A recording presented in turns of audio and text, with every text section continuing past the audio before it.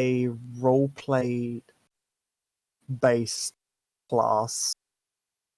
So I would say do not expect to be able to go toe to toe with the rest of the classes. You have been given some traits which are what a blacksmith would have. But the weapons that you are able to craft, yes, are from Beyond the Forge. And currently you will have access to Tier 2, Tier 4, and Tier 6. Ranging from, if I remember correctly, Shira, we graded it by Star Metal to Varian, then to over your elite weaponry. Yeah.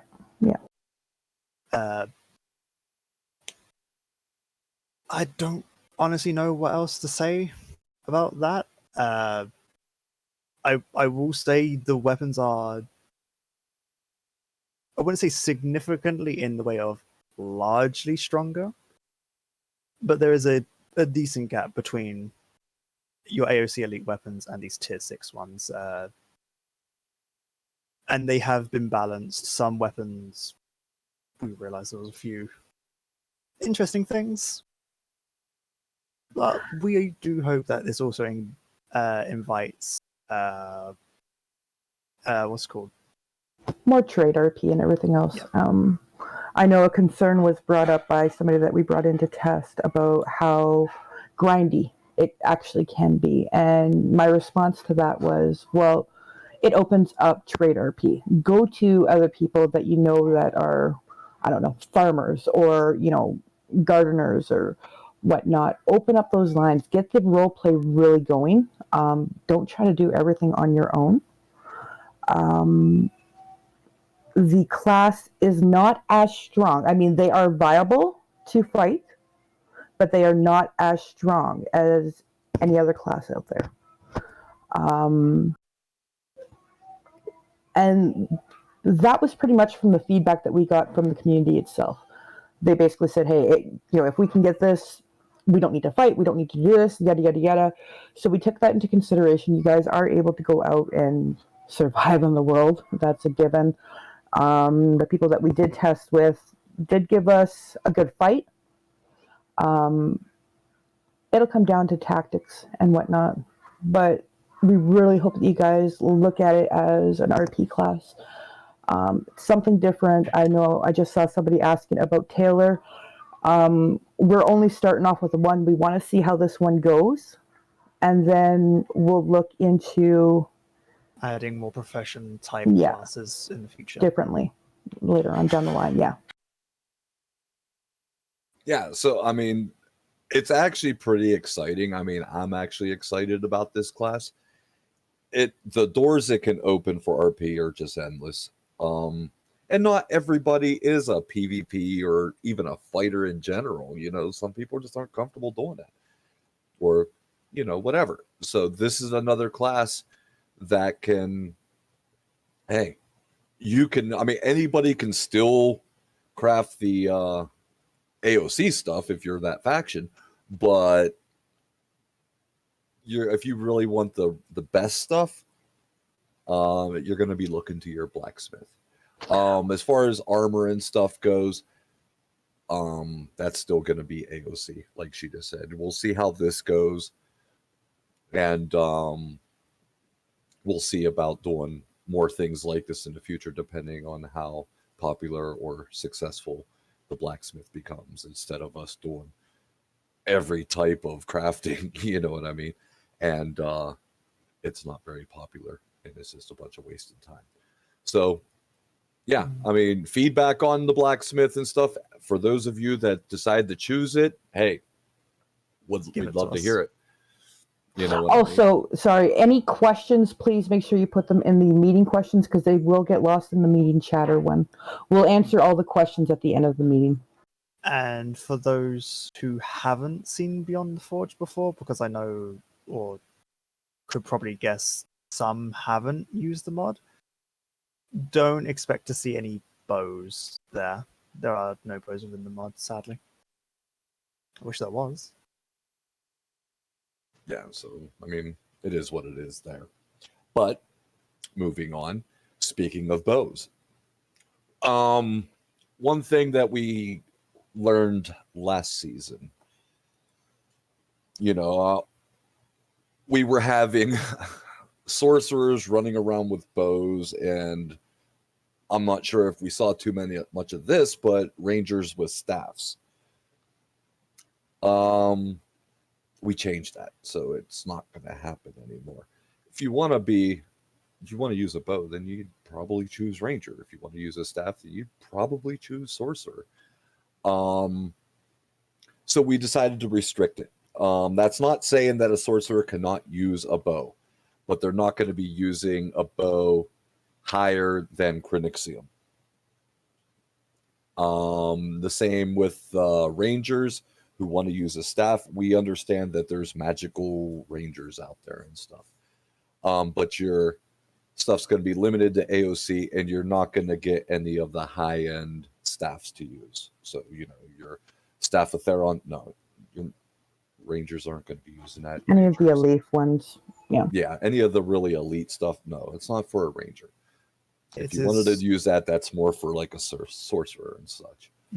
Which is also the same for sorcerers. Will not be able to use the high-end bows. You'll be limited to Crinixium. Yeah. So that's just trying to keep classes in the area that they're supposed to be in. I mean, last season we had sorcerers doing more damage with a bow than our rangers. And vice versa, rangers were doing more damage with their AOC magic than what the sorcerers were. So that was our only way to really try to fix it. I know it might upset some people, but when I'm literally hearing, what's the point of going a ranger when I do more damage as a sorcerer? I'm just going to roleplay that I'm a ranger in that aspect. Again, we're going into the whole taking a class or a race for the mechanics, and that's not the way it should be. Precisely. So we're just trying to make efforts on our end to make sure that things are the way that they're probably supposed to be. This doesn't mean that you can't be a magical ranger. You can still go the route of getting the AOC magics and stuff. But as far as staffs, you probably won't be using anything very high with it, or you'll just be shooting or using your magic out of your hands. So keep that in mind. We do think that we have the classes from what we've tested, and it's not like it was just us admins. We did bring in a few other people to test with us. We think we have them pretty well balanced. Again, I'm sure there's things that we may or may not have missed. It's not, hey, we're done, that's it, and that's all. This is how they're staying. We'll be looking through it, at it throughout the whole season book, whatever we're going to call it. But if you guys do notice something game breaking, open up a ticket and let us know. We'd really, really appreciate it. No, we rely on all of you just as much as we do on each other to make this, as fair and as great as possible.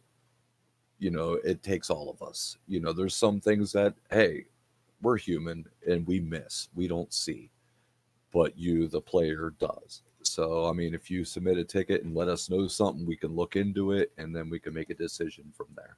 That helps us immensely. So never feel that you shouldn't submit a ticket about something. Do it. We're not going to get mad that you do. So thankfully, Krugs, with I think the way that Funcom's now made the attribute system, it's actually quite hard to make that. Yeah.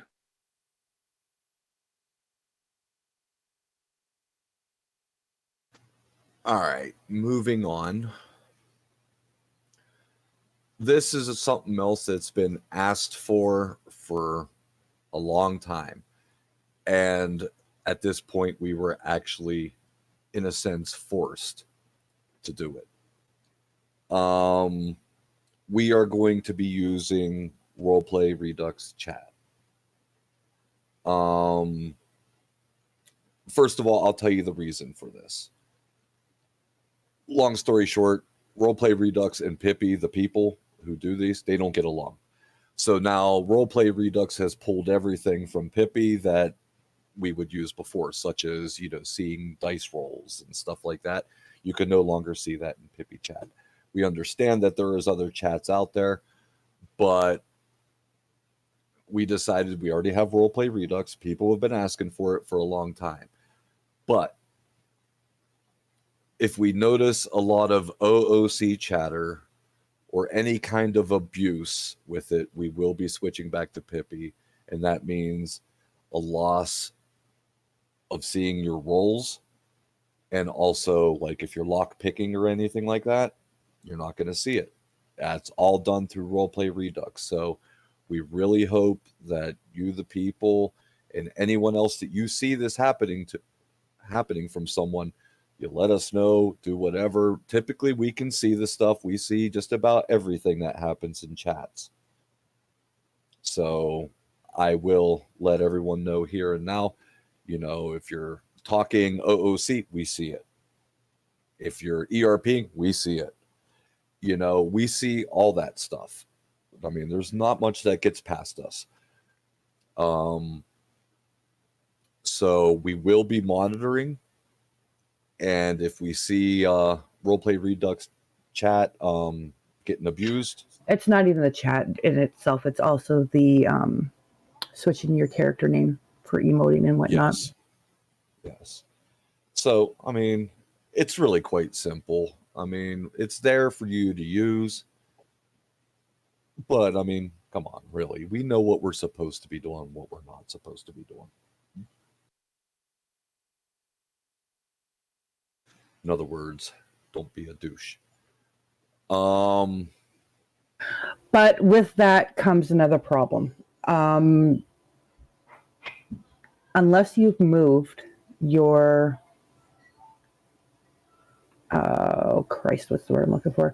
Your Pippi chat, you won't be able to /pay. We do give out in your kits a free thespian. So, I mean, there's that way in itself to pay people, put whatever you need in there, set your price, and whatnot. We do allow you guys to have up to 2 thespians. So if another one's needed, it can be purchased at the market.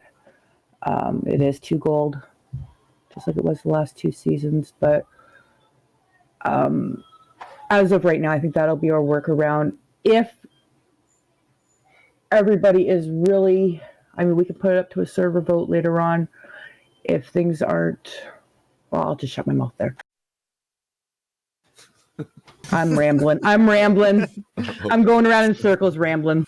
So, yeah, I mean, so for let's get back to that real quick. Blacksmiths, if you do choose to roll the blacksmith and you want to sell your weapons that you're making, probably the best way that you're going to be able to do it is putting a thespian wherever your shop is or whatever, and putting the weapon that someone's requested into the thespian, set your price, they pay for it that way.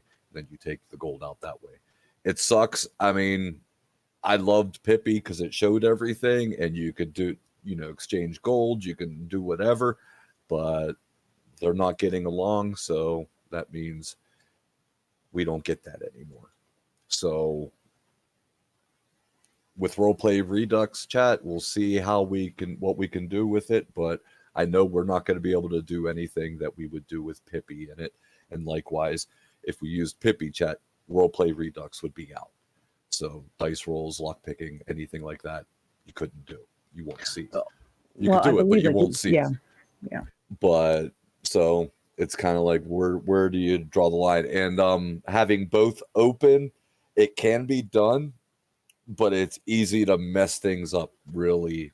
I mean, just doing one thing can mess it up and lock it up so you never get to use it again. So it's like, why create the headache? Just try to use Roleplay Redux chat. If you need to exchange, gold or anything like that, just try to do it through a thespian, or if you have something else in mind, sure, go ahead. But I mean, that we think the thespian is probably the best way to exchange any type of gold or anything.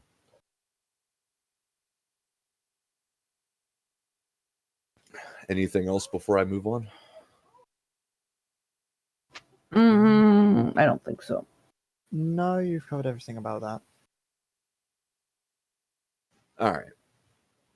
So then we went through some of our rules and we decided to make some adjustments or additions to it. The first one being, and this is something that we noticed a lot last book as well. The new rule is there is absolutely no carrying people through locked doors that require rank, or like portals that require people to work for access there. It's an abuse of game mechanics. So a lot like, for instance, some people couldn't get to the ley lines from the Mages Guild last time. So they would just pick someone up and carry them because, hey, I can do it, so now you can. Well, you just circumvented the system there. They're not supposed Or we to had be able people to get going into Umbran Sanctum. that was another one. You know what I mean? You're not a scout or a assassin, and you just had someone carry you there. No, you're not supposed to be in there, unless you're either a scout or an assassin. So just don't do it. It's now an official rule, and if we do catch people doing it, there will be consequences. I think that one's pretty clear. Just don't carry people places they're not supposed to go. Also with the stations and stuff, the crafting stations, we are not gonna allow the keeper thralls into the crafting stations. They make things so overpowered. It's insane. It's not even funny. I mean, it wouldn't even be fun to fight anybody. It essentially will make the blacksmiths a useless class then. Yes. I mean, people wanted the blacksmith, and no, you get a keeper, and hey, I could do something better than the blacksmith could even do. No, it's just not gonna happen. Now that's not to say the keepers for the magics, they're legal. You know what I mean? You still can get the keepers all you want for those guys. We're talking more about the knowledge The keepers knowledge from keepers. from Yes. DMT. Yeah. So any other keeper, not the AOC guys, but the DMT guys, just the random people you find that are called keepers, yeah, don't use them. If you see them, you can kill them. Just don't bring them back and break them as thralls. If we do find them on benches, they may vanish. I'll Yeah. say Oh, that. not may. They will. They will vanish. They will vanish, and you will be given a warning. Yes. So keep in mind, just don't use the keeper. Okay. And I know a lot of people really, and I like doing it too, decorating their homes, towns, whatever. But one thing that is very hard on this server is trees. And I know people like to beautify their place using the big, colorful trees or dead trees, whatever. They're very hard on the server, and we're not going to say you can't use them, but we're limiting them to 5 per clan. So, yeah, you're not going to make a forest. You know, it's just way too hard on the server. I mean, I like them. I like the looks of them. I love everything about them. But what it comes down to is that they are extremely hard on the server. And so we decided we should limit the amount that people can use. If we do happen to come across someone who has like 7 trees, where you're probably going to have 2 that just magically disappear. So Jim follow Bob the the Lumberjack. guidelines and it won't happen to you. Jim Bob the Lumberjack will come take those trees away. Yes, and he won't even ask which tree. So yeah, just keep it within the limit, and there shouldn't be a problem. Also, okay, and this is probably one of my last things that I'm really going to hit on. Last season or book was very, very, very plague heavy. I'm still seeing green to this day.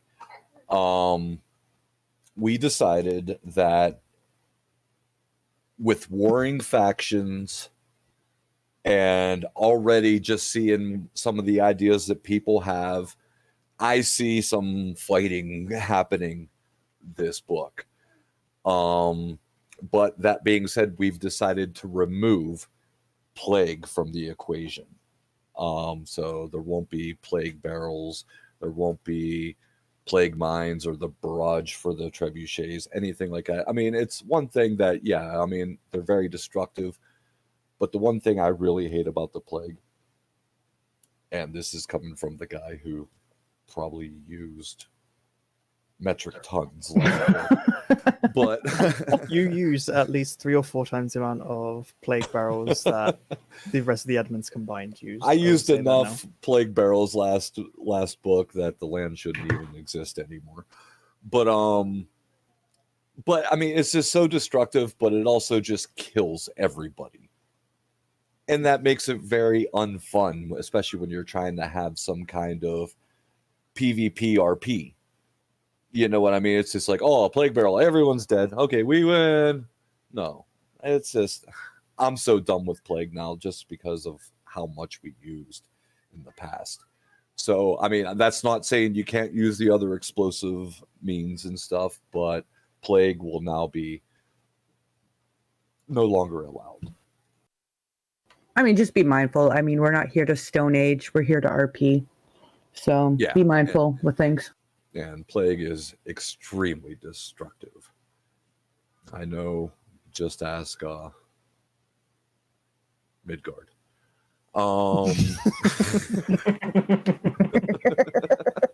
Sorry.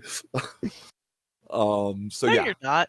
No, you're really not at I had a all. lot of fun, but yeah, but they went through hell. So that is my major points that I wanted to really talk about. Is there anything else that any of you would like to touch on before we move to questions? We are going to be using the Roleplay Redux keys for the doors. The one thing I do want to touch on is if by some chance you happen to have the key for somebody's house and you were not physically given that key by the person, please do not open that door and go and steal. You are still to lockpick at that point. Or kick down the door. Or kick down the door, yeah. Which also brings up another point. If you do, please leave any sort of evidence. We have given you access to use POIs now, if you must use them. Yeah, I mean, that's plainly written in the rules. If you do break into someone's place, there has to be a clue left as to who may have done this. And for everyone to understand, if you do break into someone's home and do not place down a POI or any sort of written evidence, we can see in the logs who has done it, and we can and will give you a warning for it. As admins, we see so much that people probably don't realize how much we actually do see. We see quite a bit. So, I mean, just, just follow the rules and there's never a problem. Anything else? Bear in mind not to steal a lot of stuff. Steal what you think your character could carry. Yeah, I mean, you're not looking to take everything these people have. Typically, if you're breaking into someone's house, there's an RP reason for it. You're looking for a particular item or something like that. You're not there to steal everything that they have in their vault. You know what I mean? And I mean, when you are taking things, like Graves said, take what you honestly think your character should be able to carry, not, tons. And you're not sitting out there with like 30,000 mounts and everything else to load them up. No, you're not allowed to load up at mounts and stuff with the loot that you get or take. You know, it's only what your player would typically be able to carry without the encumbrance boost, in a sense. So just be mindful. You know, I mean, there's no sense in totally destroying somebody just because you felt like it. There's got to be an RP reason for it. Not just, I want to break into this person's house. I don't know who it is, but I'm going to do it anyway. And then I'm going to go hit their neighbor and then their neighbor. You know, it's just like, let's keep it RP. I mean, that's why we're all here. And it will be a lot more fun for all. Okay. I do believe that is everything. All right, then we'll start getting to the questions. All right. Will there be a limit to the amount of people who can have lycanthropy and vampire curses? We've never done it in the past, and it's never really been, in my mind, out of control. I mean, as far as the curses, I mean, they're limited to the lycans and the vampires. That might mean you have a bunch of vampires. It might mean you have a bunch of lycans. But that wouldn't be any different than what we've had in the past. You know, now you're not going to have the elf who has the vampire curse just plainly so they can jump really far. You're not going to have like the demon that can turn into a werewolf now. You know, it's you know, if you're going to play either a lycan or a vampire, you're either going to be a lycan or a vampire to receive those curses. So that being said, not everybody wants to play a lycan or a vampire, so hopefully that limits the amount of the curses being out there.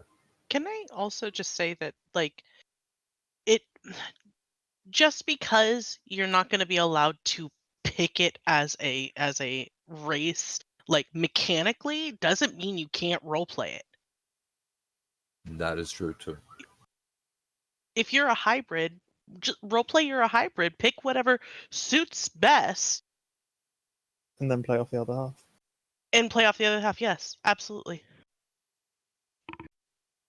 Yeah, there you go. I mean, a lot of it's use your imagination and your roleplay. And you can pretty much get anything you can become anything you pretty much want, to be honest. We tried to add as many races to cover as many things.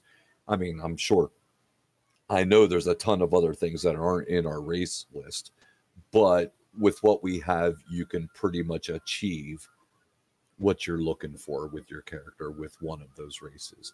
If we, in the future, that's why we added 3 more. In the future, if we feel that, hey, we should really add this race, then that's something we'll look at in the next book or so. All right. Will you be limiting the amount of players able to select the blacksmith class? This is something that I've spoken about already to the admins. I still kind of want to debate on it, but yeah. You know, I'm on the fence about it. You know, sure, there's the chance that everybody and their brother decides they're going to be a blacksmith. There's that chance. But does there need to be? I mean, that's one of the things that kind of put me, I don't want to dictate what anyone can and can't be, you know, but, you know, I don't see a need for a town full of blacksmiths, but also keep in mind, blacksmiths are not, they can hold their own in a normal, you know, around the world, you know, fight with, you know, stuff. But if a blacksmith was to meet a berserker or an assassin or anything, yeah, they're probably not going to win. They're probably going to get their asses handed to them. Even with some of the AOC bosses. Oh, yeah. Yeah, yeah. And that's true, too. And just so you guys know, AOC is not junk.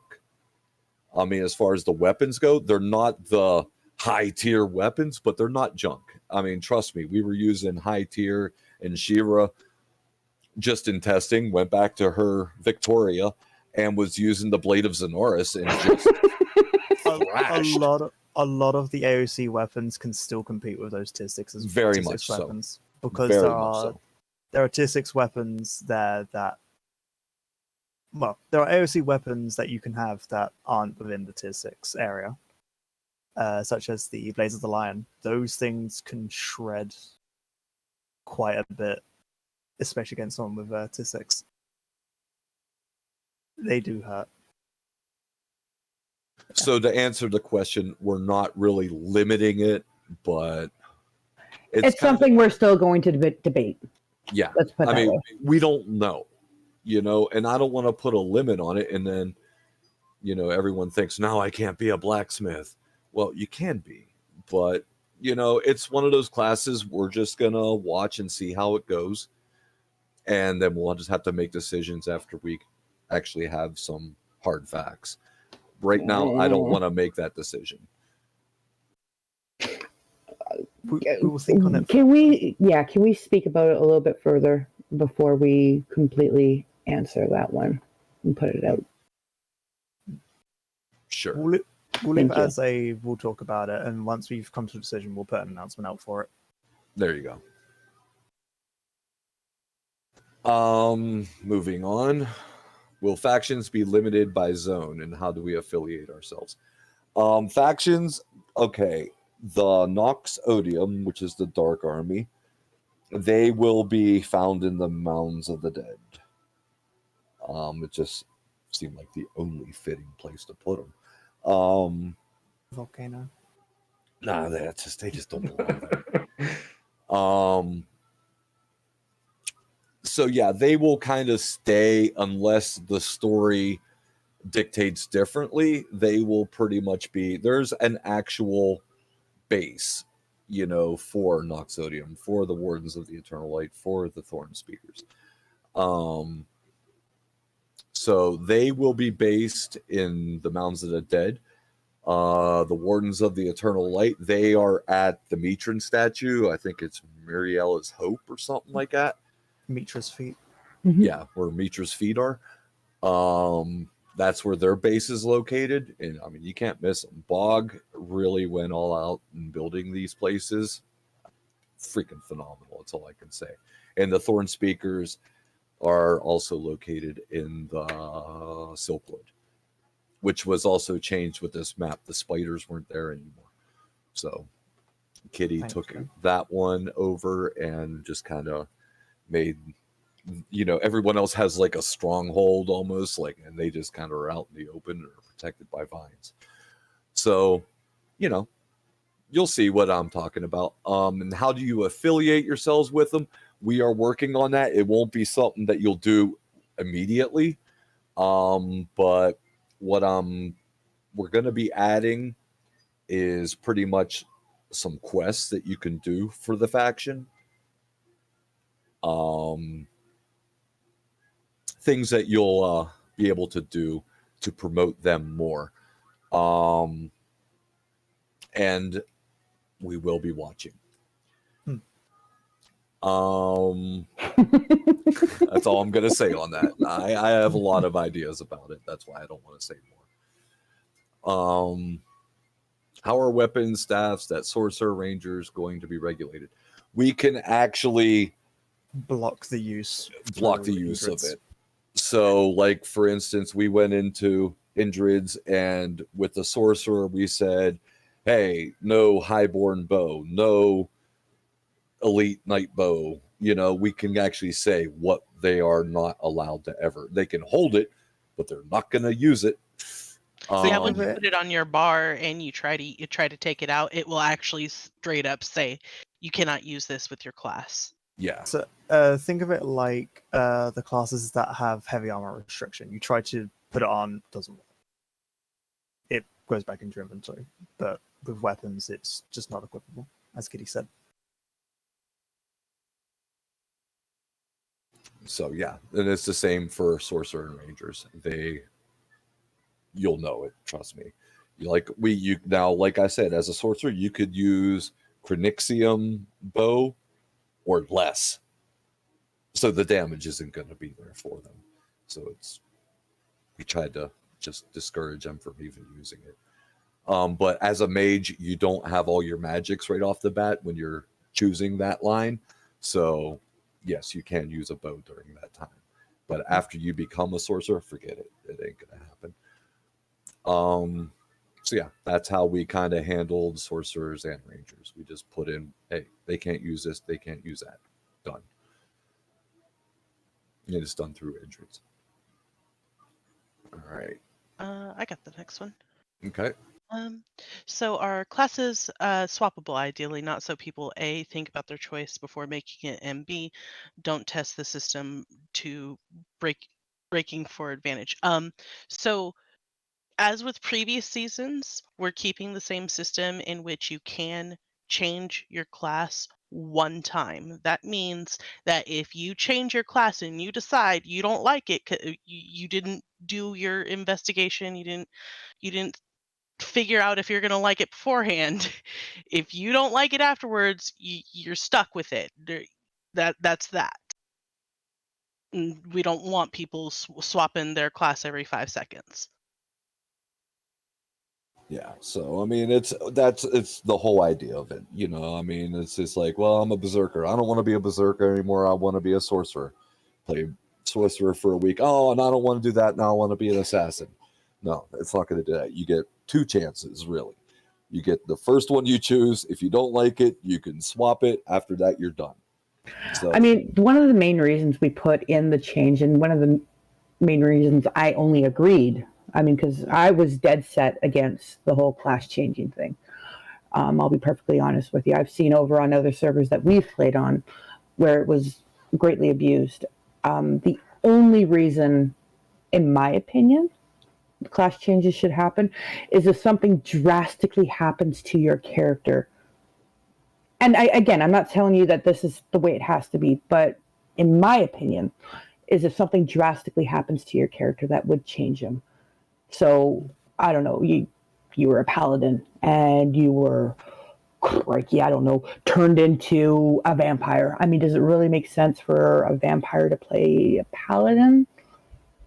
Not particularly, in my opinion. So I can see a class change there.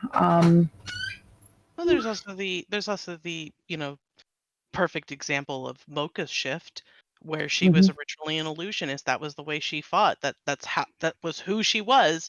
But after being under Viserion for so long, she figured she really wanted to learn to fight like he does. She really wanted to pretty much be like him. So she went and learned how to be an assassin. And I mean, technically in the story, at the end of the season, she should have still been in learning stage, you know?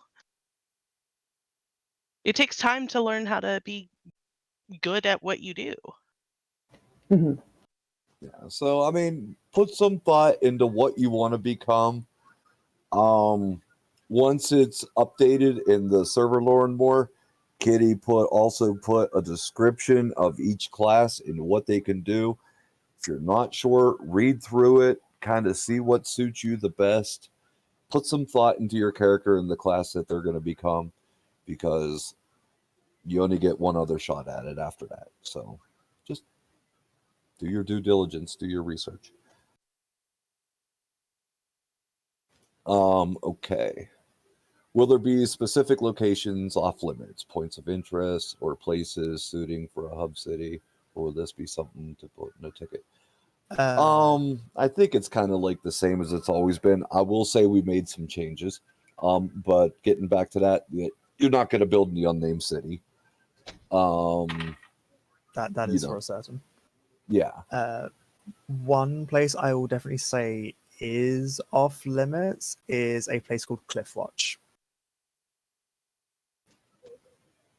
Yes. I can say why, because it's in the server story. So in this time, in this 12 years, whatever, Hillcrest is destroyed. It's no longer there. Due to the warring between all these factions and another faction that is no longer here but was at the time, yeah, Hillcrest is gone.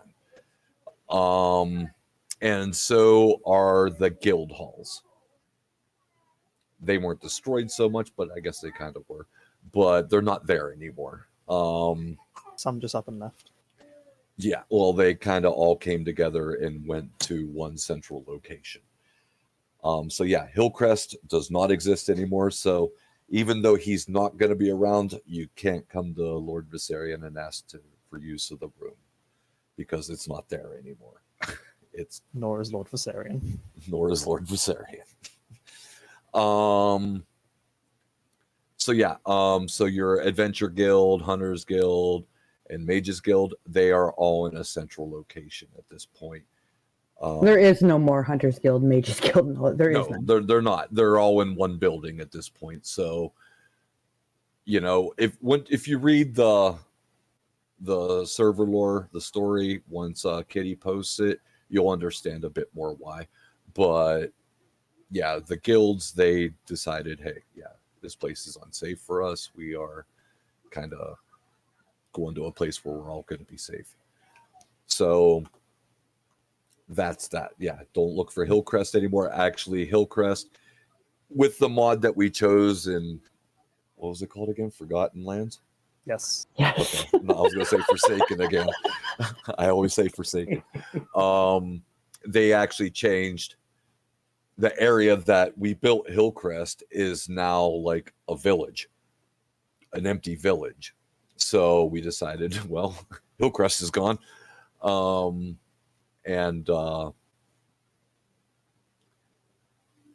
now that has become another area,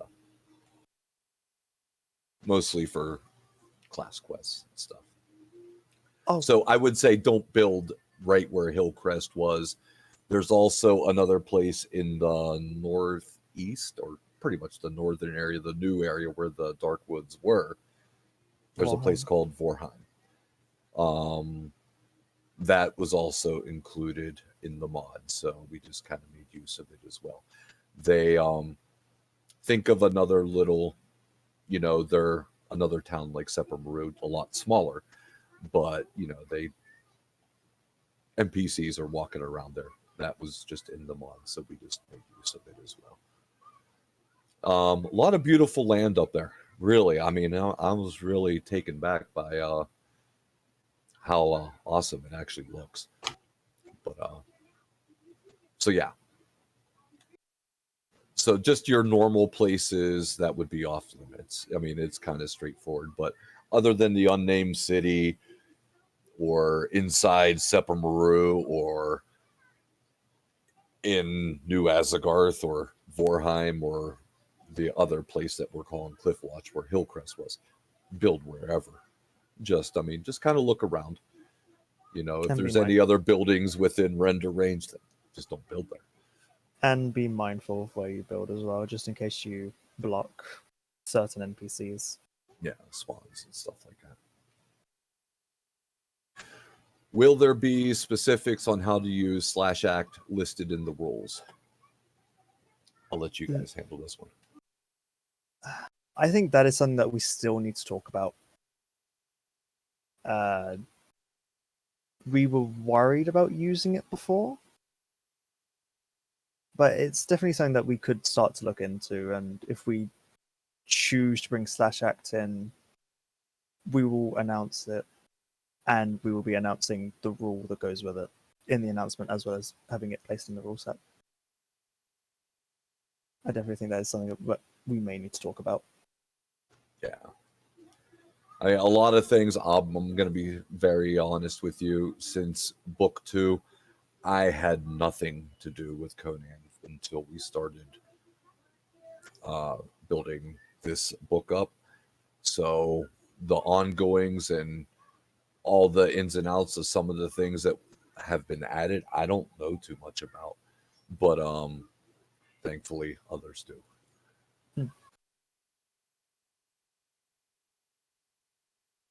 Will there be an overhaul of the sell items? Last season, it was way too easy to make money. Also, some items were not priced well, like the dragon heads.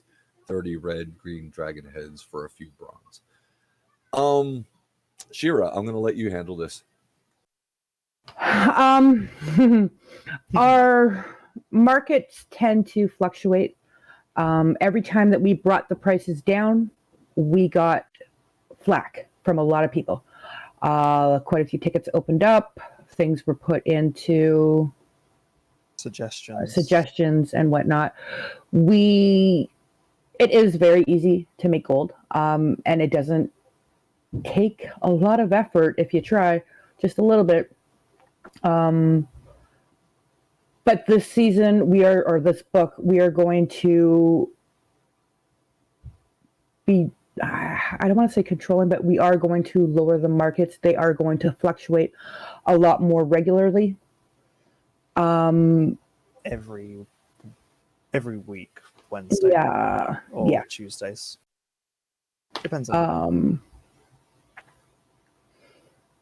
I mean, there's only so much you can do with gold, and I know a lot of people don't care, yada yada. Payne doesn't care about the market whatsoever. He really, really doesn't care. No, you don't. Whenever I bring it up, you're like, oh God.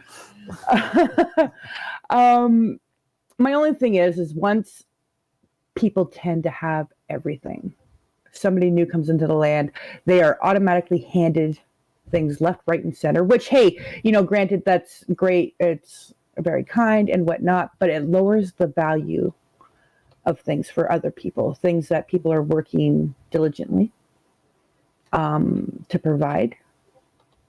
Some people don't get to spend, hours upon hours playing. So the little time that they do have to put things in the market, they want to get paid what they think is fair on their behalf. When I saw certain items going down less than a gold last book, I kind of shook my head and I went, holy Christ. And then yet people are crying that they're not making gold. Well, you're selling things that realistically, I mean, we were selling no problem per 7 or 8 gold, and they were being sold for under a gold. So try to keep that in mind a little bit. Market wise, I mean, you guys are free to price how you want and whatnot. I'm not going to dictate that. Selling items, we are going to lower them. And again, things will be fluctuating a lot more. Yeah, I mean, the one thing we've always tried to do is have a living, breathing market. You know what I mean? Something that's going to fluctuate. Sometimes it's high, sometimes it's low, depending on supply and demand. So, to say that we're going to have anything set, no, we don't have anything. I mean, we're set right now, but it can change. And it can change quickly without word. You never know. Just like the real world. And Hashir, I totally understand the heads. I would admit when I set those up, I wasn't really thinking on those prices very much. It was something that we just added in for flavor, more along the lines, not really to make coin off of. And it was something that we literally just forgot about because nobody really turned it in. And I mean, we understand why, because you're not making as much money for the effort that you're putting in as what you would have made off of silk or iron or any of the other things. But it was something that was definitely forgotten about. Questioning the silk market was quite fun. Mm-hmm. Oh my. All right. So hopefully that answered your question. So does that mean that we are going to do a banking thespian for coin to trade between players? That is a viable choice. I think it probably, I mean, if don't you dare say that we probably should, because I brought the damn idea up to you and you told me no. Shut down before it even started. Nice one. What you were even talking about? I think it's going to be the best way. I don't know of any other real way. I mean, with what they are literally talking about is setting up a thespian that does a trade for an item. What I brought up to you. So you go into clear. No, you didn't. You turned me down and told me it was stupid just to set up the freaking thespians to sell your item. Payne and I are going to fight here on Discord with you guys. Okay. Well, I hope you all got your popcorn. So, I mean, I think that's gonna be the best way. I don't maybe with Pippi kind of down. I don't really see a much better way. Yeah, I mean, other than exchanging for goods in a thespian or something like that, or a bank or something. I think, especially for like if you're buying goods, like from a blacksmith, that's the best thing you could do. If you're just trying to give people gold just to give them gold, yeah, I think the thespian's probably going to be the best way to do it. I don't know any other way to really do it without using Pippi Chat. Did you disable Pippi Chat then? I I don't don't think think it's totally disabled, but we said I don't think we can disable Pippi Chat. Is the thing. So one of the biggest problems is once the Roleplay Redux chat is on, it blocks a lot of people's Pippi Chat. I know for myself, I moved my Roleplay Redux chat over, so I still have my Pippi Chat. I can still technically pay people, and I can still do my admin commands that I need to do from it. So there is the option, if you guys want to go into your single player, that you could actually move your Roleplay Redux chat, or that is probably something we recommend. Yeah. Is sorting out your two chats. If you can have both up and you're willing to have both up, I think that would be best, because that's the only way that you're going to be able to hand over gold the normal way that we're all used to doing it. And set your home. Exactly. Okay. What about using some of the RP decorative coins? I haven't checked in the mods a while. Okay. Yeah.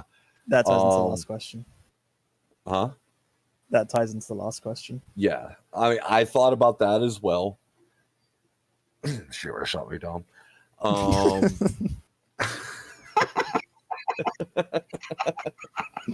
As per usual. It is an option, and it is a viable option, and then just having some kind of converter. But yeah, I'll have to talk to the others about that one. Because like I said, I was shot down. But yeah, it definitely is another way. Maybe a bank and server for gold transfer. There is a bank in Clearshore.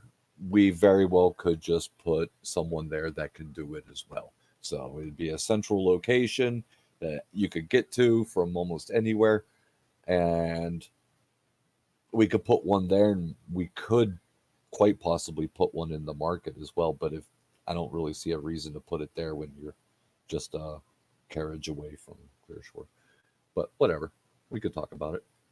But yeah, I think that if we do put it something like that, outside of a blacksmith having their own, or anybody having their own, maybe having a banker in Clearshore, because there already is a bank there, just nobody that will do that for you yet. That one's been crossed out. Will transmogs be open as far as clothing, only for all our role players, since we don't have fashionist? So with the removal of fashionist, we've allowed people to use the Roleplay Redux transmog system. You are able to wear a lot of the clothings that are out there. We have blacklisted all of the shapeshifts, as well as a few items that would not be Twitch appropriate. Yeah, let's say Twitch friendly. But if you are requesting shapeshifts like the Foxes or any of the Exiles Extreme shapeshifts, I do believe they override the transmog system for Roleplay Redux. If not, all you need to do is turn off your Roleplay Redux transmog system, just to make yourself appear as that shapeshift.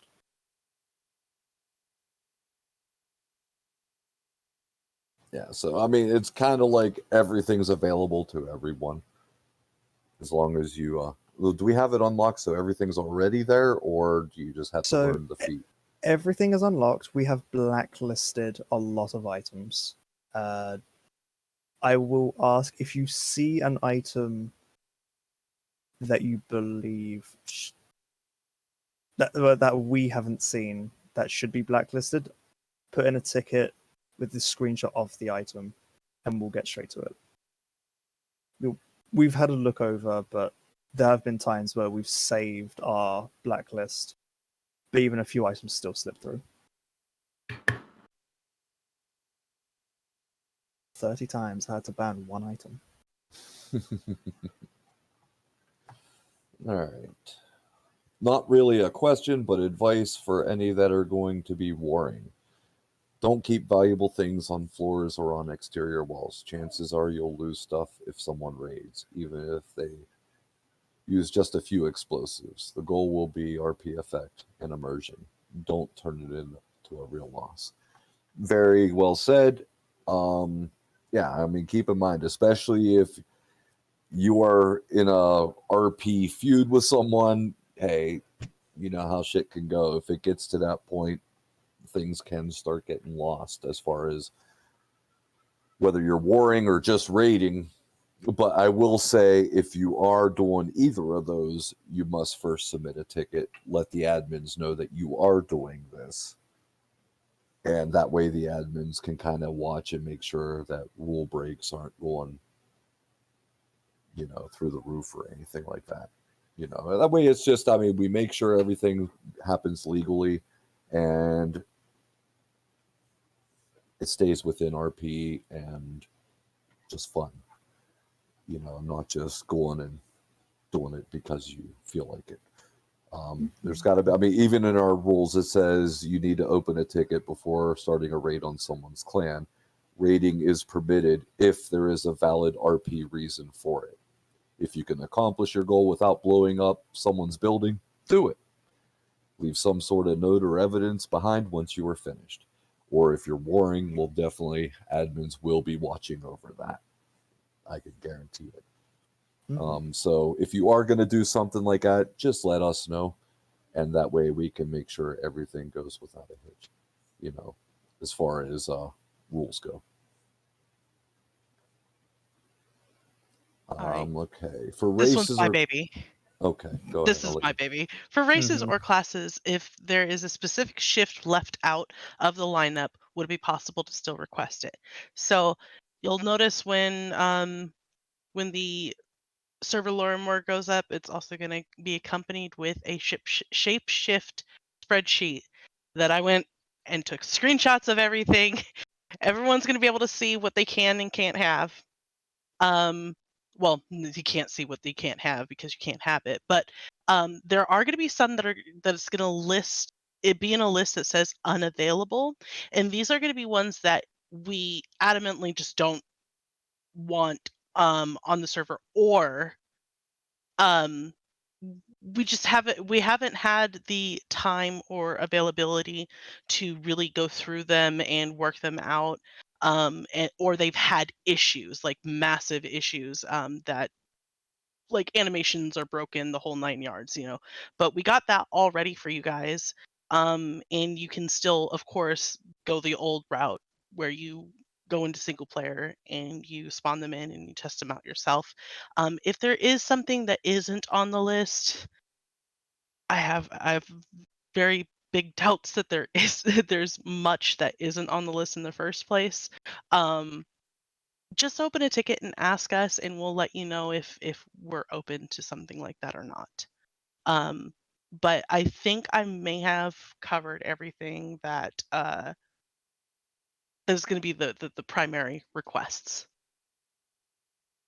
Yeah, I mean, just keep in mind there are some things that we reserve for admin purposes. But hey, the way I look at it, it never hurts to ask. So Mhm. feel free to do so. This next question we can answer quite simply. We are still a flightless server. Sorry, what'd you say, Graves? I was kind of... Are we remaining a flightless server? Yes, we Yeah. are. Yes, Yeah. yes. And I mean, I'll tell you the reason for it is just I've been on servers that allowed flight, and this is back in the day.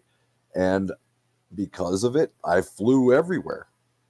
And I don't know how many times I missed something because I was flying. I missed role play opportunities, meeting new people, stuff like that, or a small event that was happening. I went right over top of it, didn't even know it.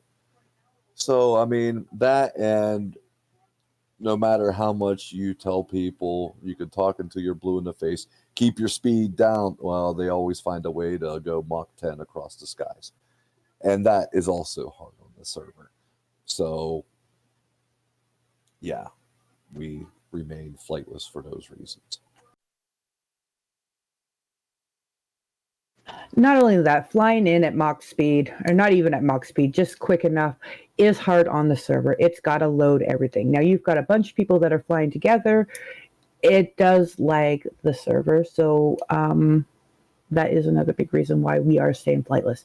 Don't get me wrong, we love flying. Payne and I, on another server, I don't think we walked very much unless we were with one of our members who couldn't walk. Fly. Yeah, fly. Christ. Yeah, We'll fly. walk with our members that can't walk, yes. But any other time, we pretty much flew everywhere. Yeah. And like you said, we lost a lot of RP.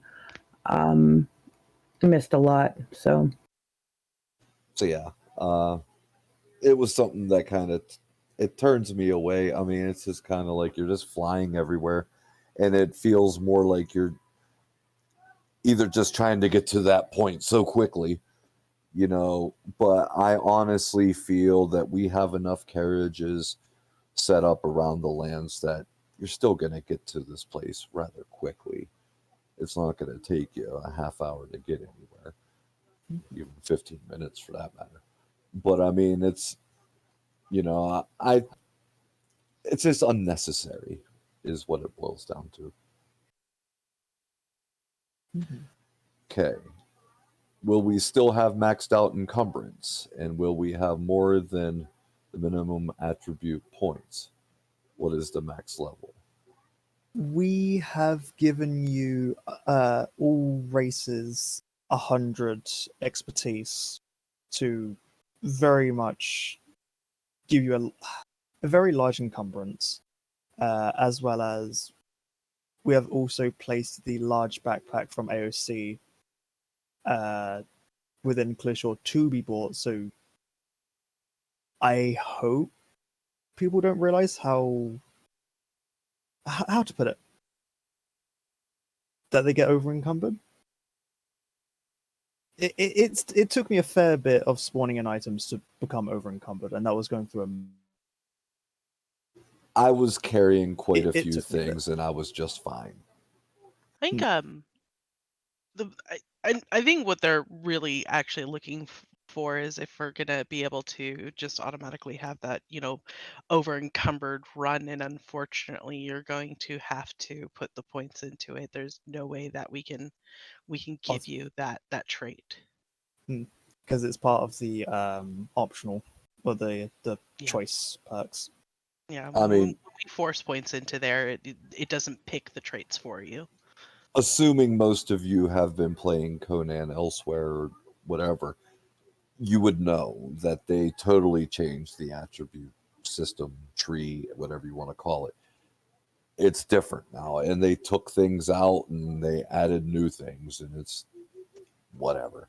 We're just doing with what we're given to work with at this point, and unfortunately, that affects the way things used to be as opposed to now.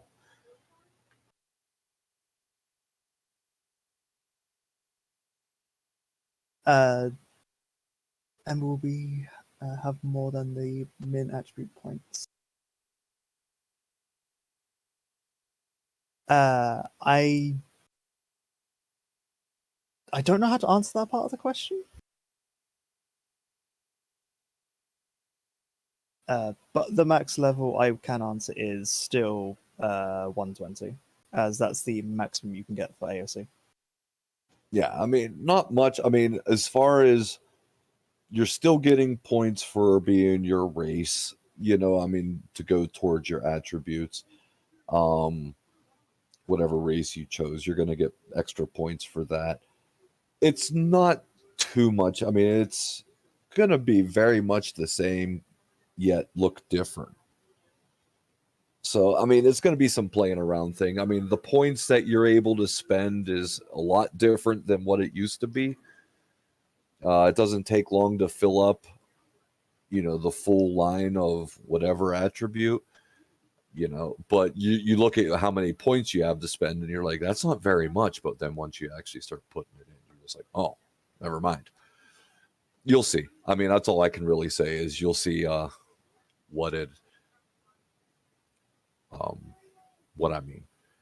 Well, one other thing I will say, since we were just talking about that, we have taken out being able to use the Yellow Lotus potion.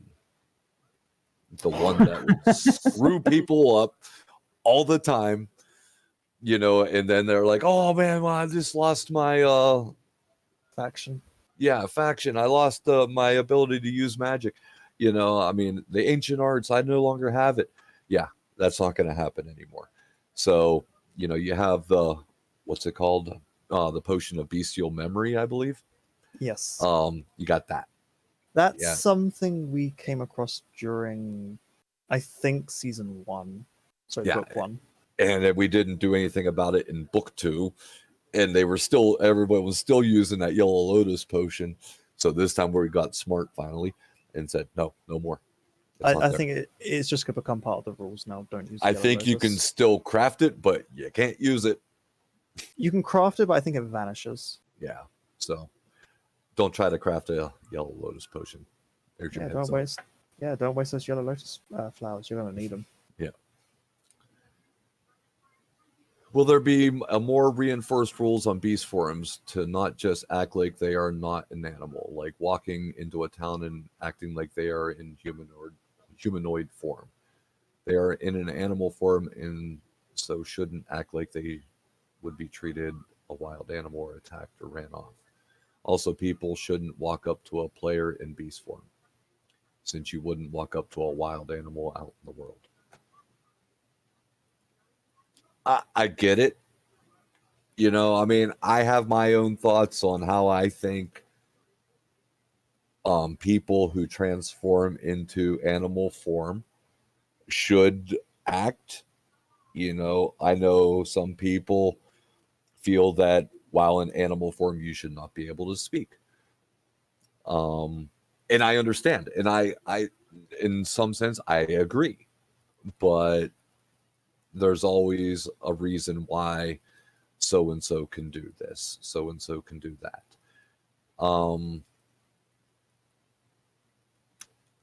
What I can pretty much say, I can't really govern that. I mean, as far as dictate everything that people were going to, walk into a town as an animal, But what I would say, I mean, plain and simple, role play your character the way you want to play your character, as long as it's within the rules. We have no rule saying that you can't how you have to approach an animal, or whether or not you can speak as an animal. Do I like it sometimes? Not really, but hey, it's your character, not mine. And as long as you're not breaking any rule with that character, you're not going to have much of a problem with me.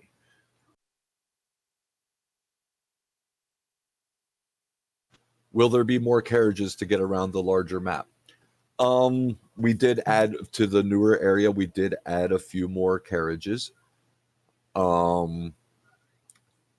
Most of your other ones outside of the ones that went to like the guild halls, though obviously they're not there anymore. But we did add a carriage to each of these faction places. You got Sepper Maru still. There's one going to Vorheim, Clearshore, obviously. Is there one to Cliffwatch too? Yeah. Yep. Yeah. And then there's, I believe there's still one going up to the Frost Temple. Mm-hmm. Yeah. So, I mean, all the old ones are pretty much there outside of the guild carriages. And we added a couple more just to help get around the land a little better. But I mean, hey, if you live in the middle of the Highlands, I don't think there's one there. But the closest one would probably be Cliffwatch, or you can go south to the Wardens of the Eternal Light, or you can go to Noxodium, which is all the way to the west. So, I mean, it's all where you build and how much you really care, but it's up to you. But we did add more. This one is more lighthearted for a laugh. Will Bertrand the Baker return to cause havoc with baked goods? I Is that I don't know what we named him. ye- Maxwell. We could bring back Bertrand the Baker. Yeah, I mean, nah, I'm not sure. He's kicked. He the bucket. died in Clearshore, or not in Yeah, Clearshore. He died in Hillcrest. Yeah, Hillcrest was destroyed, so Bertrand may have met his end there. I don't know. You've got Maxwell Brittles now. Maxwell Brittles. Okay. I didn't come up with the name. You let me name things. Do we know when the new book might start? 2077. We'll see you all then. No. Pain? Yeah, do we want to say now? Kind of the point, isn't it? Yeah. I guess so. It was a question. Okay, fine. The new book is going to start Wednesday. You can come in as early as 2 p.m. Eastern. We did it earlier for a couple reasons. Some, we have people that live outside of North America. You got the UK, you got Australia, bunch of different places. This gives people an easier time on them to be able to get in, when it is probably better off for them. And also, it's not a ton of people trying to get in at once. One thing you're going to find is Clearshore has grown with the destruction of Hillcrest. So everybody trying to come into Clearshore at once, that's going to be hell. So, FYI, take your time walking into Clearshore. yes, Let it please do. load. Especially if we got a ton of people hanging around inside Clearshore, it's going to slow down a bit, especially initially for the start of this season anyway. Take your time when entering. Just walk or don't sprint, you know what I mean? Because you're going to find yourself running into a wall more than likely, or swimming in the river. So, I mean, but yeah, it is starting this Wednesday. So 2 days from now, we'll already be open. At 2 p.m. Eastern, feel free to hop on in. If you do rush into Clearshore, I have left a little trap there for everyone. Just don't blame me if you fly into the sky randomly. I mean, we understand there is a Funcom update coming, but I think we took such... Yeah. It shouldn't affect the mods, because it's just an update to the Battle Pass and a little bit of the update to the map. The new update new dev kit has been put out for the modders, so they are working on things. If we do have downtime, it should be minimal. Plus, we missed all of your faces, so, we did take a very, very long break. I know some of the admins still played. Payne and I literally disappeared from Conan. I went to Atlas. We so did Kitty. Yeah. We literally had no contact with Payne and Shira. Yeah.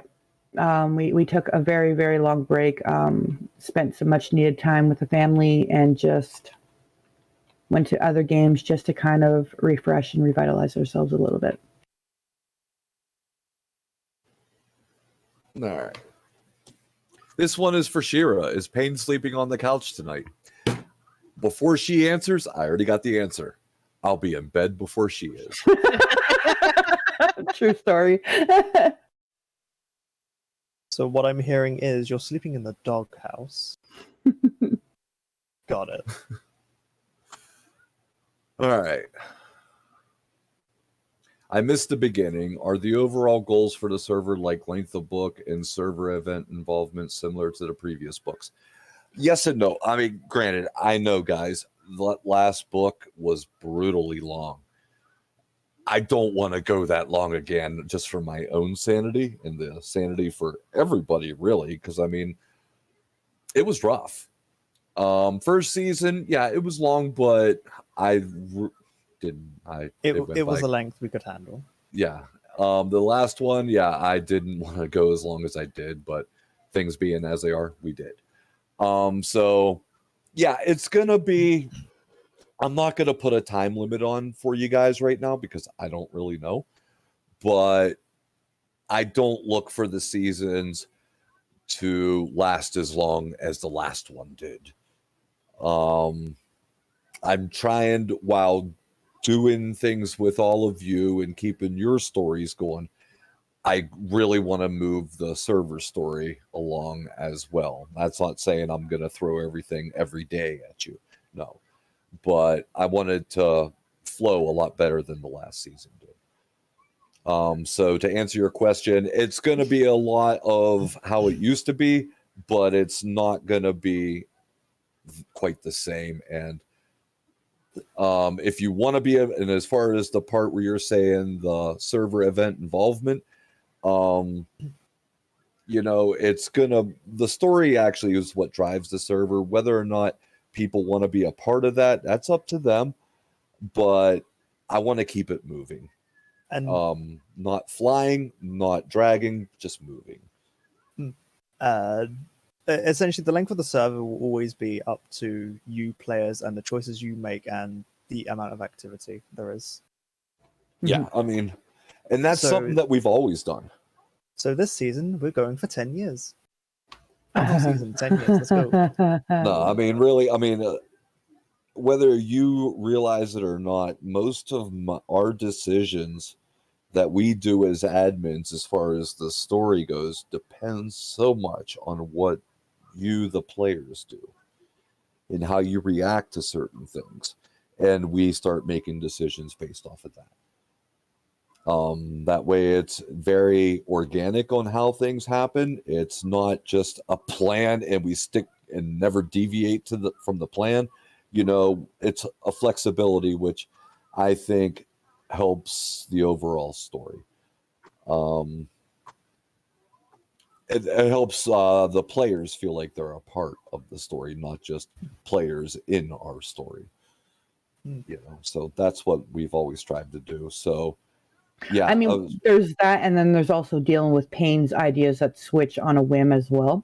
yeah, that too.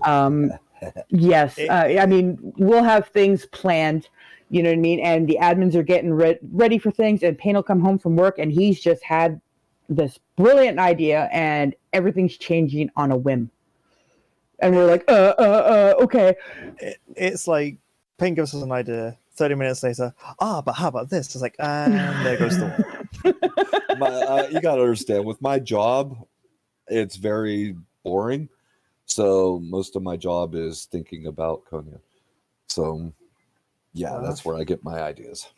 Well, if you want to change anything about Beyond the Forge, feel free. I'm not going to already put 3 hours of my life into that shit. All right, moving along. Are the admins going to be able to do more role-playing versus admin work this book?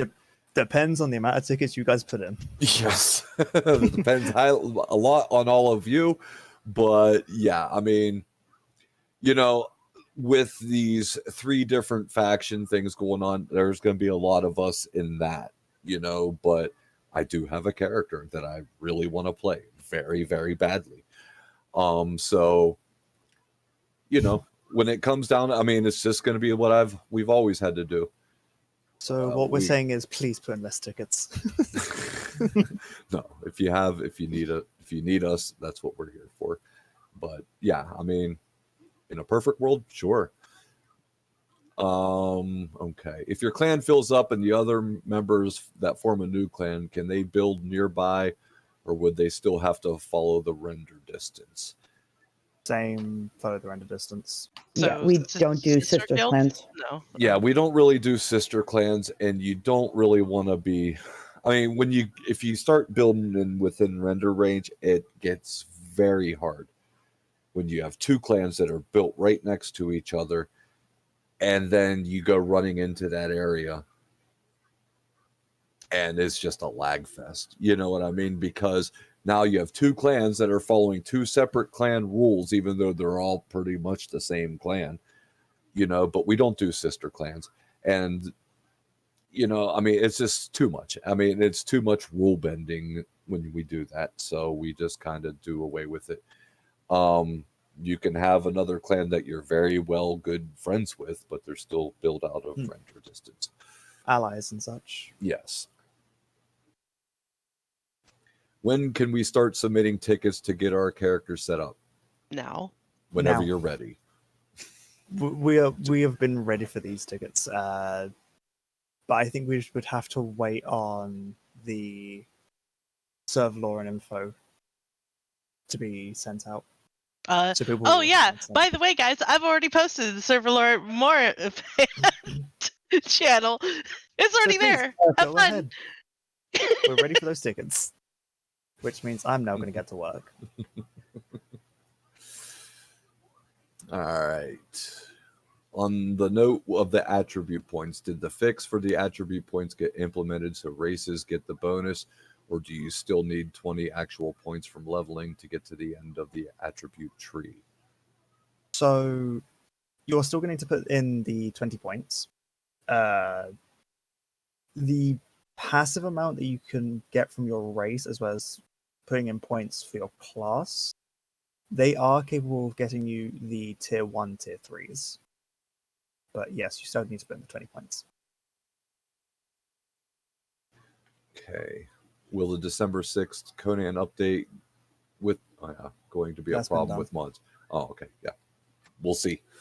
I don't really know yet. On a more serious one for events and such, if creature spawns are going to be used that can trigger certain fears, are there going to be warnings beforehand? Severe phobias of spiders.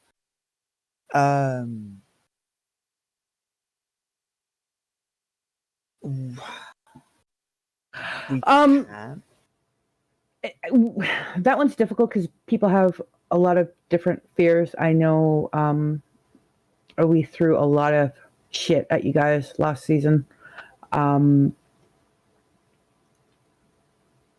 If something is really going to bother you, I mean, obviously you have a real severe phobia of spiders. I'll mark it down in our admin side so we know, so we'll try to be more mindful of it. If something is severely going to bother you about that, do let us know in a ticket and we'll try to accommodate. I can't promise that we won't screw up and, throw something out, but we'll try to be more mindful. And what's already out in the world, I mean, you're entering at your own risk at that point. It is going to be hard for if people, we have an event and there are people that are arachnophobic. It's going to be hard for us to get a spider to spawn a distance away, because if players are spread out and they have that phobia, there may be collateral. But as said, we will try. Which just means I have to spawn giant snakes then. And can we, as players, possibly sign up to be actors for events? I'm never gonna say no. I know a lot of people really want to do that, and I just don't want to disappoint people saying, "Oh yeah, we could do this, we could do that. You could be one of us." I mean, when we're doing this, we have done it in the past, but we do it when we need to, really. So yeah, I mean, if you're interested in something like that, or you have an idea or something you'd like, I mean, you can submit the ticket and we will keep it. And if we run into that situation, we will definitely consider it. But I don't want to say yes. I don't want to say no, because we never know. This is a thing for you, Payne. Will Varys Lightfoot have a ship in a box? They'll have a foot in the Well, ass. as much as I'd love to go running around going Super Shippius or Dingy Wingy, you know, I think it would be great and I would love to have that. But that would be something that would, to me, would feel almost admin abusive because I would have to do stuff and nobody else would ever get that opportunity to do the same thing. So for that reason, probably sadly not that. And yeah, sure, I could put a ship down, but then it's not going anywhere. Will questing be required to gain class features in Magic? Yes, because that's how you get your classes. For sorcerers and other magic classes, you are going to have to go through your whole entire quest line, and you'll get all the spells that are available. You know, I know a lot of other servers just kind of give you your class. Just like, hey, you want to be a berserker? Sure, here you are. You know, or you want to be a sorcerer? Here you go. You're a sorcerer. And I mean, that's fine. I'm not dogging on that. But, you know, one thing I've always enjoyed, and I know many others that I've spoken to have enjoyed, is actually earning your class. You know, like once you've done these quests, you feel like you've accomplished something. You know, you've earned your title as sorcerer. You've earned your title as berserker or assassin. You know, you've put in the work for it. And I mean, I'm going to be honest. I mean, honestly, these quests, I mean, they're not that hard, you know, really. I mean, it just requires some of your time to go and do. Some of them can be a little challenging, but any one of them should be pretty easy. And if you do run into a class quest and you're getting your ass handed to you or anything like that, I mean, that's a role play opportunity to get some people in to help you. Shouldn't be too many instances like that, but sometimes things are just more fun doing with other people. But yeah, I've never been one just to be handed something like that. I don't feel like I've earned it. And so this way, I just feel like, you know, you actually have a sense of accomplishment once you've finished. And that is why Payne is not allowed to have a class this season. Oh, he's a class, all right. Class of his Sure. own. Yeah. I mean, compared to season or book one, we did decrease it. We don't have that middle class anymore. So it's not like you guys are doing, 6 to 9 quests. It's 3 quests. I will say the classes, the quests for your classes this season, I do feel are a bit easier than what they used to be last season. So it should. And again, I would remind people to read. I know people want to get through things very quickly, but last season, prime example, a lot of info was actually given through the assassin quest line. And it was missed by quite a few people. So I'm not saying that, hey, I don't think we've done a lot this book, but take your time reading, maybe just a little. Sometimes there might be a little hint here or a little hint there of something that's going to go on or may have happened that can bring some info about what has happened in the past. Unfortunately, Hillcrest has lost all of their books. Oops. It was burnt to a crisp, roleplay wise. I did load up the server and everything, or the old server, everything is gone. I tried everything I could. Nothing, any BD shelves that anybody had anything stored in were empty. Most of the books were blank, unfortunately. So we're just going to roleplay it out that everything burnt to the ground, so the history is lost unless somebody has it on them.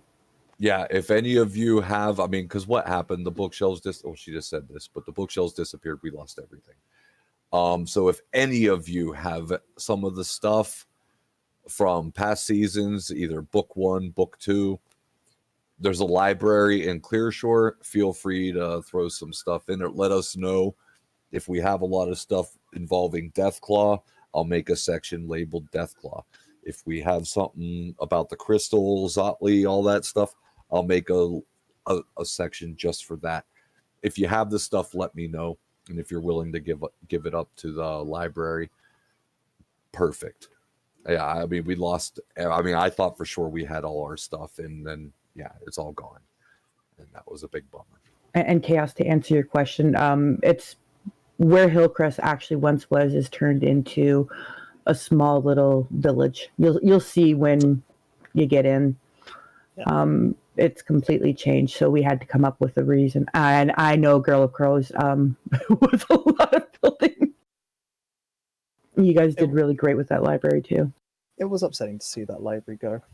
Yeah, We had It was fun blowing it up. very afterwards. upsetting. I mean, I'll be perfectly honest with you. Hillcrest would still be there if we didn't choose this map, and they pretty much put something right where Hillcrest was.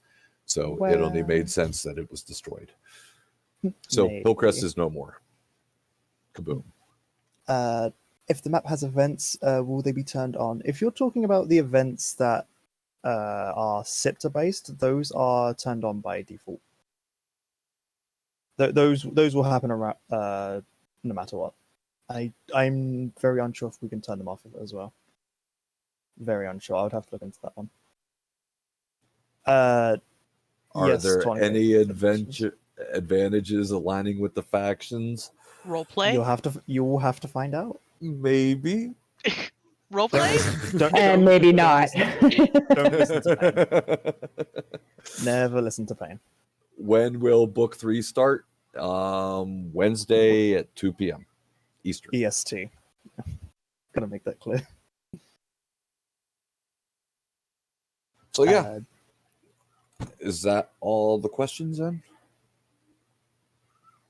That's all the questions for now. If when we end this meeting, if people do have questions afterwards, feel free to put in a ticket, and we'll answer. And if you Anybody guys- have? Go ahead. I was to say, if you guys didn't hear me say it before, and if you haven't noticed, Server Lore and More page is open along with the LLRP Shapeshift spreadsheet. So go ahead and take a look at that stuff, and you can start putting in your transmog new character requests. There we go. If you Fine. don't need any transmogs, you do not need to fill out a new character request. But if you do need transmogs, either a support ticket or a new character, one or the other. I'm not fussy. Fang, your question when we'll host the one of the indie event, when I'm not bogged down by 2 D&D games already, as well as now soon to be a shit ton of admin work. We'll see. We'll see if I get the time to do it.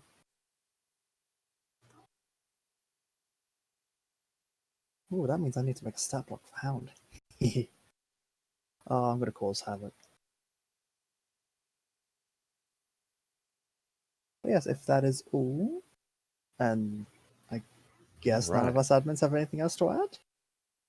That's if you guys have anything in I played Closing? DM for Misfits Elite. Possibly.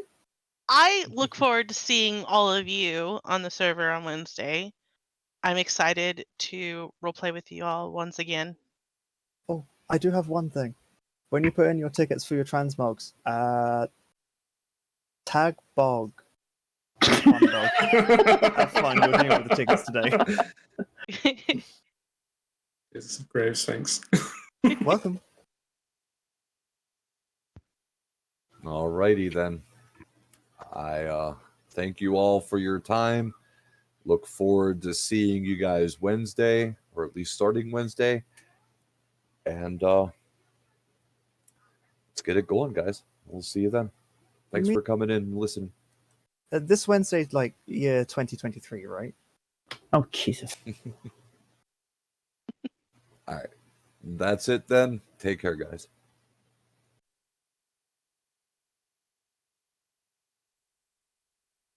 Oh, for those who are Thank you, Aro. Thank you. I will be posting the the meeting in one of these little channels at a later date, like tomorrow, maybe, probably. All good. All right, I got kids to put to bed. It was great seeing all of your faces. Can't wait to see you guys Wednesday. Take care, guys. Yeah, take care, guys. Bye. Don't do anything we would do. Oh, no, wait. Bye, Damn it. bitches!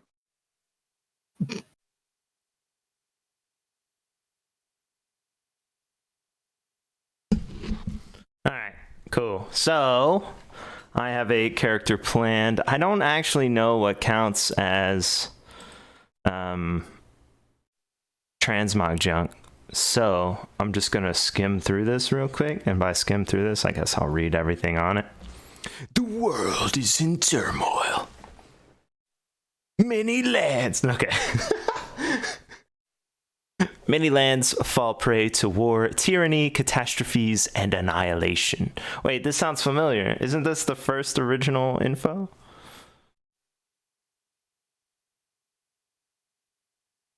Oh, okay. So yeah, this is the original one. Okay, this is from 21. This is from today. Oh, this is scary. All right, I'm gonna click this, see what's in it real quick before I show it, because never trust anything. Holy snap, look at this. Let me make sure I'm not showing anyone else's info real quick. Okay. Welcome to our one-stop shop for Lost Legends RP on Conan Exiles. Here you find everything, blah, blah, blah. Here's the Discord. It has a contents, table of contents. And then it's 21 pages.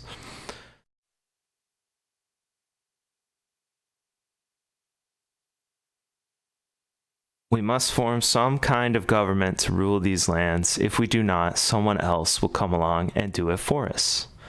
These were the last words that Lord Viserion had said to Dreer after the people of the land's victory over the forces of Zotli, I guess? I don't know. I didn't play the last book. I'm not really sure what happened.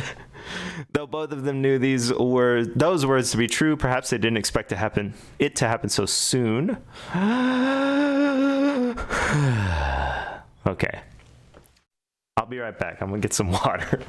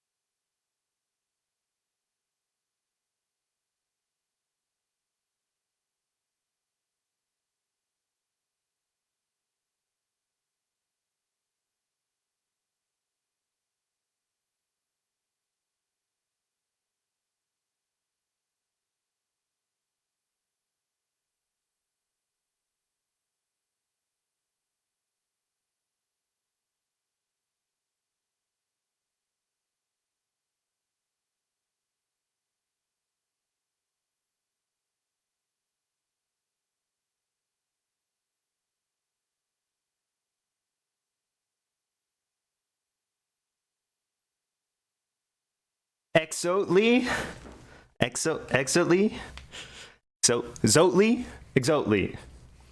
Well, maybe I'll never have to say it again.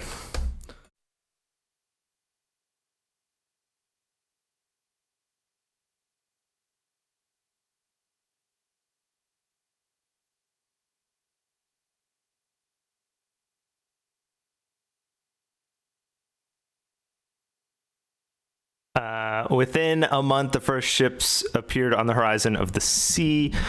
Warships and cargo ships alike were anchored just offshore from Buccaneers Bay to the Mages Guild. These were people from the Kingdom of Athistan looking to expand their borders. Conquest!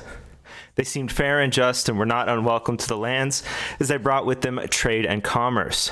Trying to stake their claim on the land, though, was met with resistance, as others had wandered into the land by other means. Trade routes were increasingly being ambushed by bandits, and worse yet, orc war bands. Newly rising villages burnt to the ground. Hillcrest was under constant siege, so the armies of Athelstan were sent to defend it. For weeks upon end, the siege continued as Hillcrest was continually battered. However, something darker had also come.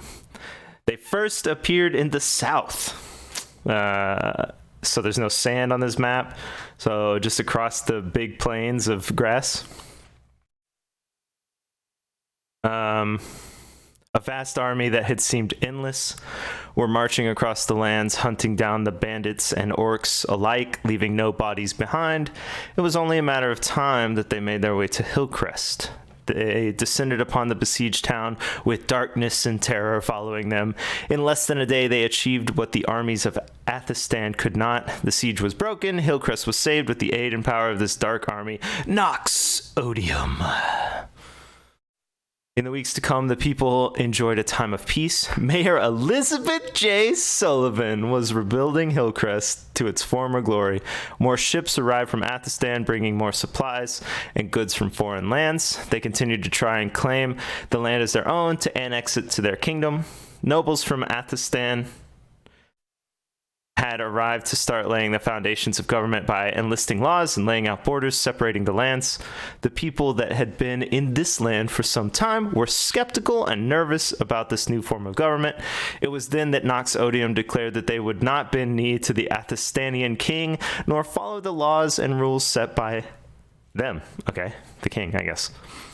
Bringing forth more troops to support their army, Athelstan threatened to remove Nox Odium from the land and put an end to their insurrection. How? How is that even possible? If you're like, oh, okay, we're like a power and force and junk, and then another group is like, no, hold on, we got this, and they do something you can't, and then you're like, hold on, well, we're going to take you out. What? I don't know. I don't think they would make that choice, but, I mean, clearly they did. A great battle ensued, with the forces of Athelstan descending upon Nox Odium with ferocity.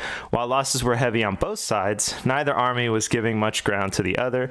It was Nox Odium that was victorious by finally pushing the Athelstanian forces back to the incomplete town of Hillcrest. Mayor Sullivan, who was a great supporter of Athelstan's rule over the land, offered them as much aid as she could.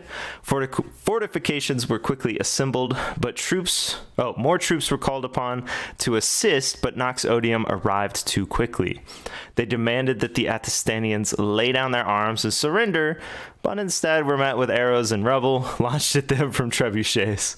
The attack on Hillcrest commenced as Nox Odium assaulted the gates and fortifications with ferocity. Unfortunately for Hillcrest, it was not able to sustain another assault and was destroyed and reduced to not much more than rubble.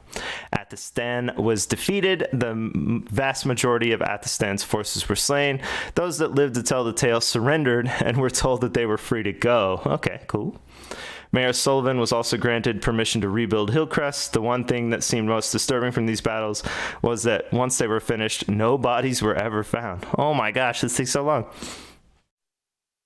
With Nox Odium claiming a victory over Athelstan, they claimed that the land would now be under their rule. For years, their darkness would begin to spread across the land. Oddly enough, the land still prospered under their reign. Mayor Sullivan of Hillcrest decided the town would not be built as it once was, and started to build more of a village than the majestic-looking town that had once stood there. Interesting. While construction was underway, many of the workers complained they had an eerie feeling that they were being watched from the cliffside. It was then that the orcs and bandits returned and attacked Hillcrest once again, slaying all of the workers and looting everything that was available. Mayor Elizabeth J. Sullivan was slain that day. She was buried not far from the site of what was once called Hillcrest. The locals of the land now call the abandoned village Cliffwatch after hearing the stories of the workers before they were slain. Dang. During this time, a group of newcomers came into the land. They seemed peaceful enough and kept to themselves, but they did not seem to possess a power over the portion of the land they settled in. The Silkwood was once... Wait, they seemed peaceful. They did seem to possess a power over the portion of land they settled in. The Silkwood was once an extremely dangerous place, riddled with giant spiders. Most never dared to enter that area, and these people claimed to speak to the earth. The spiders were driven out, not only to be replaced by thick and thorny vines and trees growing almost overnight, with the people seemingly of a rather twisted nature, claiming dominion of the area. They called themselves the Thorn Speakers, which is a name from WoW. And they answered to the one they called Mother, which I also feel is like a call to WoW, right? While there's in Razorfen Crawl, there's isn't the main boss there Mother something? Pretty sure. While they didn't seem to get involved in the politics or the ongoings of the land, there were plenty of stories of people who have gone into the jungle never to return. Sightings of abominations in that area were also repeatedly reported. Humanoids with twisted bodies or body parts that didn't make sense. There is something very strange about those people, the elders would say, and would warn anyone who would listen not to go to the southern jungle. Even Nox Odium did not seem to ever go to the Silkwood. Some said either they didn't see them as a threat or perhaps they also knew to avoid them. Okay, so that's two of the factions people are talking about. As Nox Odium's power grew, so did the darkness. The land, which once boasted beautiful sunrises and sunsets, were now constantly overcast during the days, and the nights grew even darker. Then, after what seemed to be years of darkness, a great storm was heard in the skies. The loudest thunder boomed from one end of the land to the other, shaking the ground as it did. Lightning lit the skies and crashed down in numerous points on the land. Something else had come. It was then that the skies opened up, beaming the sunlight down once again. A large force of beings of many races marched upon the land, stating their intentions of cleansing the land of the corrupt darkness. Many rejoiced at their coming, while others jeered, not wanting anything to do with them. The Wardens of the Eternal Light, as they were called, proclaimed that they were sent to take over the lands and prepare them to glorify their Lord of Light. Anyone not willing to give themselves to their god was considered to be less than them and would be treated as such until they repented. Many people deemed to be heretics were put to death in what the Wardens called the cleansing. Sounds familiar. Nox Odium was not pleased that another army had marched onto their lands, and they retaliated by attacking first. The War of Light and Dark has been waged since the dawn of time and now found its way to this land. The Wardens had fought well against Nox Odium, but fell short once they approached the Mounds of the Dead. Likewise, Nox Odium has had brilliant success against the Wardens until they get to the Sunlight Plains. Oh, okay. All the while, excuse me, the silent threat of the Thorn Speakers looms in the east. Now over a decade since the battle, minions against the minions of Exotli. Ah, dang it, I had to say it again. The people of the land find themselves in the middle of another war. Will they join one of these factions or perhaps rise against them? Whitelisting is easy. Blah, blah, blah, blah, blah. Request transmogs. Oh, okay, this is what I need. Requesting transmogs could be incredibly intimidating. Yeah,